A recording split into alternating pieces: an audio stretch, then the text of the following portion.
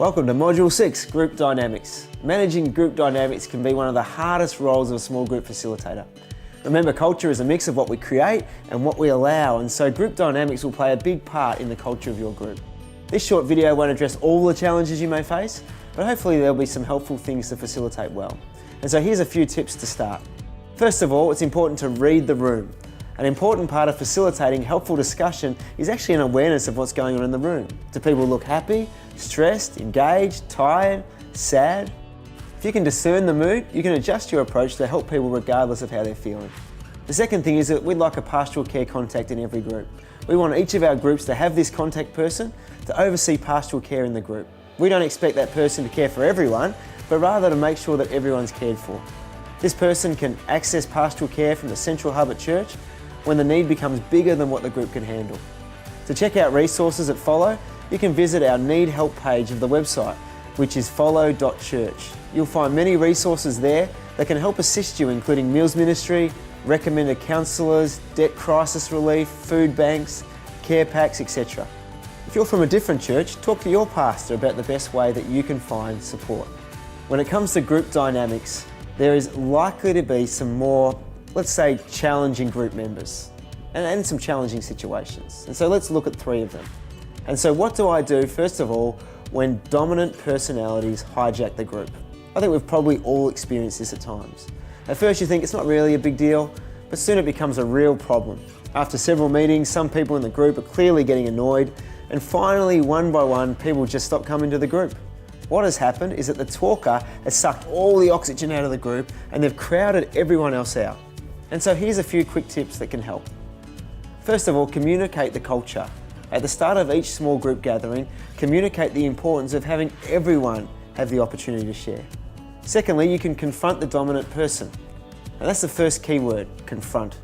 If the dominant person doesn't adjust their behaviour to allow sharing for all group members, then gently pull them aside at an appropriate time and reinforce the importance of all people having an opportunity to share. Ask them to commit to allowing that space for others.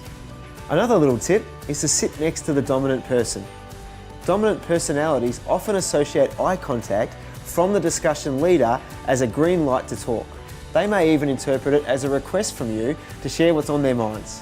Therefore, minimising eye contact is an effective method for handling group members who talk too much. To avoid offending them, invite them to sit next to you or engage in conversation prior to entering the room and naturally sit down together. The next thing to try is to be assertive, and that's our second key word, assertive. If the dominant person continues to dominate, you'll need to be more assertive. You can raise your hand and say things such as, "That's a really good point," but then immediately look at another person in the group, direct your hand towards them and say, "What do you think?" Use language like, "It would be nice to hear from someone else we haven't heard from." If the dominant person interrupts someone who's already started to share, hold up a hand and say loudly, "Sorry, so-and-so, this person was talking first." Then turn to the person who was interrupted, direct your hand towards them and say, "Now, what were you saying?" Another little tip that you can try is going around the circle. This way you'll get other people involved in the conversation. Reinforce your previous discussion. If all else fails, remind the dominant person of your previous discussion and the need for them to speak less. And then another important thing is pray. Pray for wisdom. Our second group dynamic is quiet people who don't contribute.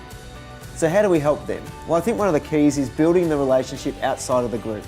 If people aren't willing to share in a group, it's often because they don't feel safe or comfortable within it. And so by building a relationship outside of the group, you'll increase the likelihood of them sharing within the group. This could be you, or you could ask another group member to connect with them. Another little tip is to maintain eye contact. Position yourself in the circle where this is possible. This is the exact opposite of the dominant group member, because this time you want to encourage participation, and eye contact helps you to give them permission to share. Here's another idea, start easy. If a group member is unwilling to share, you probably don't want to start by asking them their view on the second coming. Perhaps start with something simple or personal, like asking the group to share one thing they've done that week. Another thing to try is to acknowledge and encourage. When a shy person does answer, it's important to affirm them and thank them for sharing. Here's the third group dynamic we're going to address today, the dynamic when people don't show up. When people don't show up, follow up. My number one piece of advice is the third key word, follow up.